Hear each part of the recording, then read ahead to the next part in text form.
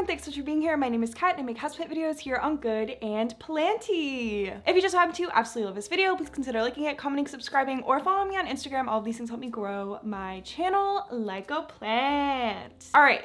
August is a huge travel month for me, and one thing that I really want to stress about having houseplants and traveling is that having houseplants should never hold you back from traveling. I think a lot of people that go away for more than a week maybe start to get really overwhelmed about having houseplants. Today, I wanted to share my favorite 6 tips for traveling when you own houseplants and how to prepare for that. My goal is that with these 6 tips, you will feel way more confident and at peace when you are away on your trip. The number one most basic but key tip is to wait until the last day to water your entire collection. Make sure that you incorporate this into your travel prep. I go extremely hard on this water before I leave because it is crucial to making sure that the soil is as saturated as possible so that your plants don't go thirsty while you're gone. Personally, for me, I don't even use a watering can for this water. I take all of the plants to the sink and I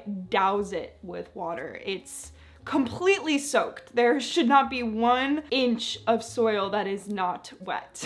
However, if your plant is in a nursery pot, in a cash pot, or anything like that, you still want to make sure that you're dumping the excess water out of the pot because you don't want your plants sitting in water while you're gone. So for example, I am leaving for another trip on Thursday, so I will be watering my entire collection on Wednesday, maybe even towards the end of the day. Tip number 2 is to move plants away from your windows, especially if they are plants that usually dry out kind of fast. By moving your plants away from the sun, you are going to help reduce that time of when the plant dries out and therefore decreasing your time between waterings. Even more ideal for this is to put your plants in high humidity situations, either by a humidifier or in a prop box or a cloche or something like that. That will all help reduce the amount of time you need between waterings. For example,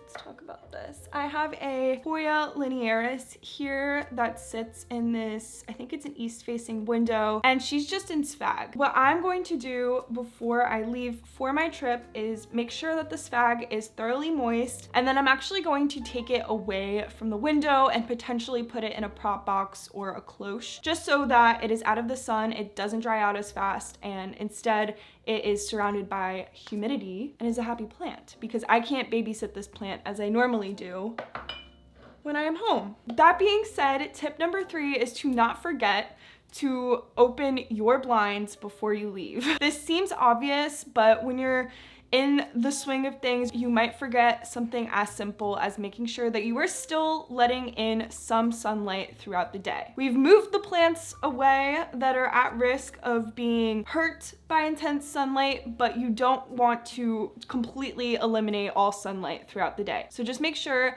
that your blinds are open, your curtains are pulled, whatever you need to do to still have sunlight come in throughout the day. On top of that, also make sure that your grow lights are on timers. That's going to help immensely. My Soltech Solutions light is on a outlet timer, and that is going to help ensure that my micans and the plants surrounding it get the same amount of light even while I'm gone. Tip number 4, I think, is to consider your air conditioning and heating situation. I know it's very tempting for a lot of people to completely turn off their ACs when they leave for a long trip because it saves energy and it reduces your electricity bill while you're gone. But for me personally, I'm going to keep one AC running on a very low setting just so that I do have some air circulation happening in my apartment. And then on top of that, it's not going to get way too hot and dry for the plants, again helping to reduce the time between waterings. I don't have to go all overkill and put the temperature as to like what it would be if I was home, but just a little, again, circulation for the plants is going to really help them survive while I'm gone, especially during this heat wave.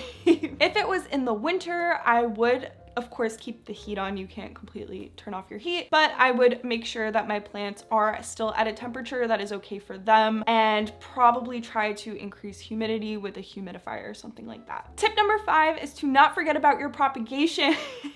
It is so easy to forget about them. But before you leave, make sure that you have switched all of your propagation water and freshly misted your propagation box if it needs it. It is so easy to overlook the baby little propagations kind of like sprinkled throughout your apartment or your home before you leave. However, I made sure to switch all of my waters, and on top of that, I actually had a cutting that was so overgrown in the water, it was begging for soil, and I didn't want it to get even sadder while I was gone, so I did put a propagation into soil in preparation for my trip, just to make sure that everything is as sustainable as possible. Okay, and my last tip number 6, is if you are gone for, I would say, longer than like a week and a half, 2 weeks, you probably should ask a friend or a family member to come over and help house sit / take care of your plants for you. If you don't have anyone that can do that, you can definitely hire someone. That one, I'm not gonna give advice on because I don't want anything bad to happen and then I'm blamed. I think that the max I would feel okay leaving my houseplants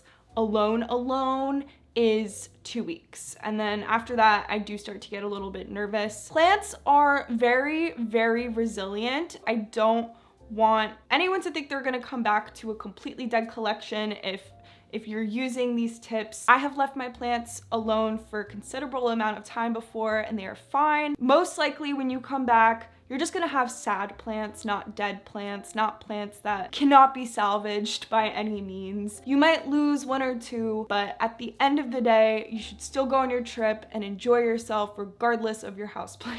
And that is gonna be it for today's video. I hope you enjoyed. I hope these tips were helpful. My houseplants are one of the first things I think of when I know a trip is coming, and I just truly wanted to make this video, even though I know it's a little bit short. I wanted to share these tips because they have helped me a lot with traveling without overly stressing about it. These are very manageable tasks that you will see results from. I have done this forever.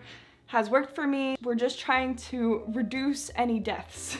Anyways, thank you all so much for watching. I really appreciate it. Please like, subscribe, comment down below, hit that notification bell, all that good stuff. And I will see you in my next video.